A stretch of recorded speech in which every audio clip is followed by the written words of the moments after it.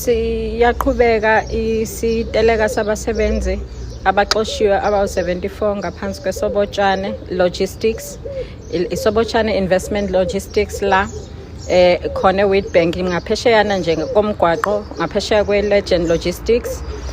Isiphinde yajoyinwa abanye babasebenzi bengapheka 200 okuyibona abasasele ngaphakathi ekhampanini. Okukuthi bathi sonke siphethe ukugula okufanayo ngesikhathi sireport udaba lethu kwaze kwangena iunion sebethi kunonkadimeng oyifake nonkadimeng wangempela. Emva kokuthi kuthiwa ngizobasiza ngiye ngalithola udaba labo kuthiwa ngiletha ama-forms angaphelele kodwa afike ngesandla sankadimeng wabajoyinisa ekutholakala ukuthi kwaleyo mali ibikade ingayi la kufanele iye khona njengoba beyi-trade union bebamele. Also imali ka-SARS ibidonswa iyavela kuma-payslip kodwa ka-SARS bayakweleta abasebenzi. Ziningi izinto ey'velile ngesikhathi beteleka leso sikhathi besalwela ukuthi iy'mali zabo zokusebenza kwabo ayibhalansi kahle kuze kube manje.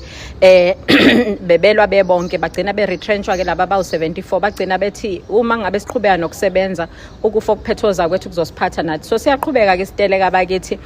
Ngizamile nayizolo ukuthola uthapelo engathi le nkampani ngizwa ngandlebenye kodwa-ke angikabi nayo indlebe yesibili kulolu daba ngeke ngilikhulume ngize ngime ngonyawo lodwa.